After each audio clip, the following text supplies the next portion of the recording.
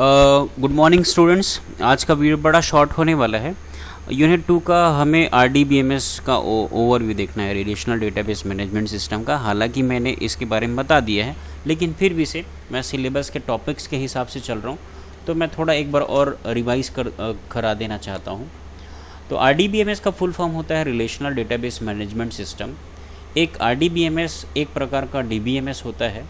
अब DBMS होता है मतलब आपको यहीं से समझ जाना है कि एक सॉफ्टवेयर सिस्टम होता है ना, जहाँ पर डेटा को ऑर्गेनाइज्ड मैनर में स्टोर करते हैं, मैनेज करते हैं और ज़रूरत के हिसाब से उनको एक्सेस मॉडिफाई करते हैं। तो यह एक प्रकार का DBMS होता है जिसे कि स्पेसिफिकली डिज़ाइन किया गया होता है रिलेशनल डेटाबेस के लिए, है ना। मतलब रिलेशनल डेटाबेस के कंसेप्ट के हिसाब से यहाँ पर हम लोग डेटाबेस बनाते हैं। और मैंने बताया था आप लोगों को कि डेटाबेस, रिलेशनल डेटाबेस में ये होता है, सारे टेबल्स होते हैं वो एक दूसरे से रिलेटेड होते हैं। इसलिए RDBMS असल में सबसेट होती हैं DBMS। मतलब भाई DBMS कई प्रकार के होते हैं, उसमें से उसका एक प्रकार होता है RDBMS। तो DBMS का सबसेट है RDBMS। एक रिलेशनल डेटाबेस असल में एक ऐसा डेटाबेस होता है जो कि स्टोर करती है डेटा को एक स्ट्रक्चर्ड फॉर्मेट में, वो भी रोज़ और कॉलम्स का इस्तेमाल करके। ये आसान बनाता है कि कुछ स्पेसिफिक वैल्यू को लोकेट और एक्सेस करने में भी वे डेटाबेस में इसे रिलेशनल इसलिए कहा जाता है क्योंकि इसमें प्रत्येक टेबल के वैल्यूज़ रिलेटेड होते हैं एक दूसरे के साथ, है ना। मल्टीपल टेबल्स होते हैं और उसके जो वैल्यूज़ होते हैं वो एक दूसरे से लिंक्ड होते हैं, रिलेटेड होते हैं। टेबल्स भी एक दूसरे के साथ संबंधित होते हैं। यही रिलेशनल स्ट्रक्चर मुमकिन करती है कि क्वेरीज को रन किया जा पाता है मल्टीपल टेबल्स के अक्रॉस, वो भी एक ही समय में। मल्टीपल टेबल्स होते हैं और मैं चाह रहा हूँ कि मल्टीपल टेबल्स के डेटा को मैं कंबाइंड करके प्रस्तुत करूँ, तो वो भी किया जा सकता है। यह ऐसा रिलेशनल में ऐसा कंसेप्ट होता है। वैसे तो एक रिलेशनल डेटाबेस डिस्क्राइब करता है डेटाबेस के प्रकार को जो कि एक RDBMS मैनेज करता है ना। रिलेशनल डेटाबेस क्या है? डेटाबेस का प्रकार है ना, और उसका नाम है RDBMS और यह मैनेज करती है डेटा को। वहीं RDBMS रिफ़र करता है डेटाबेस प्रोग्राम को ही, ऐसा भी बोल सकते हैं। यह एक ऐसा सॉफ्टवेयर होता है जो कि क्वेरीज को एग्जीक्यूट करती है। हम जो कमांड लिखते हैं, क्वेरी लिखते हैं, उनको एग्जीक्यूट करता है यह डेटा के ऊपर, जिसमें शामिल होती है वैल्यूज़ की एडिंग, अपडेटिंग एंड सर्चिंग। तो ये सारे ऑपरेशन करने के लिए हम लोग क्वेरी चलाते हैं।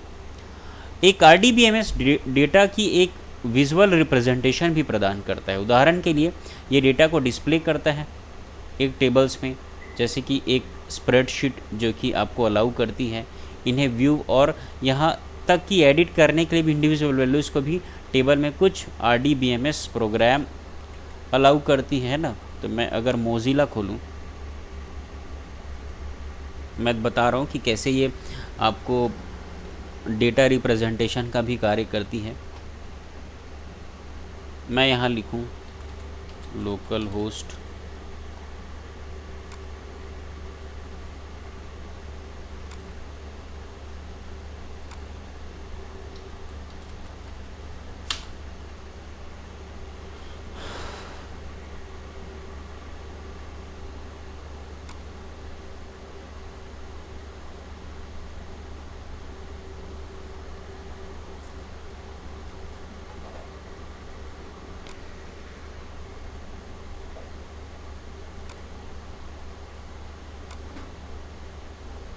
तो इस तरीके से देख सकते हैं सारे डेटा को रिप्रेजेंट करने का भी कार्य करती है यह RDBMS।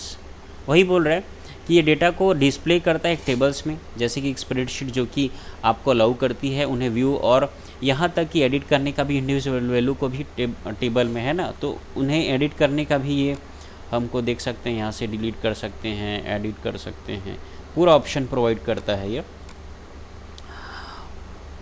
कुछ RDBMS प्रोग्राम आपको अलाउ करते हैं फॉर्म्स क्रिएट करने के लिए, जो कि डेटा की स्ट्रीमलाइन एंटरिंग, एडिटिंग और डिलीटिंग कर सकें। ये फॉर्म क्रिएट करना क्या होता है अभी तो मैं नहीं बताया हूँ, लेकिन आपको बताऊँगा।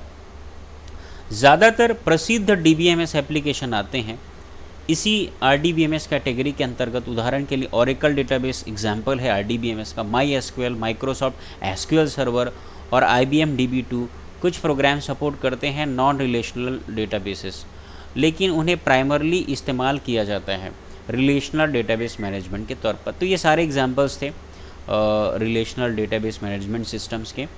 तो आज के लेक्चर में ही मात्र हमने ओवरव्यू देखा और मैं बता भी चुका था, लेकिन सिलेबस के हिसाब से चल रहे हैं तो थोड़ा सा मैं आपको इतने पॉइंट्स और एक बार बता दूं करके मैं ये आज का लेक्चर था हमारा। तो इतना ही आज के लेक्चर में, फिर हम कल नेक्स्ट टॉपिक की ओर बढ़ेंगे। Thank you.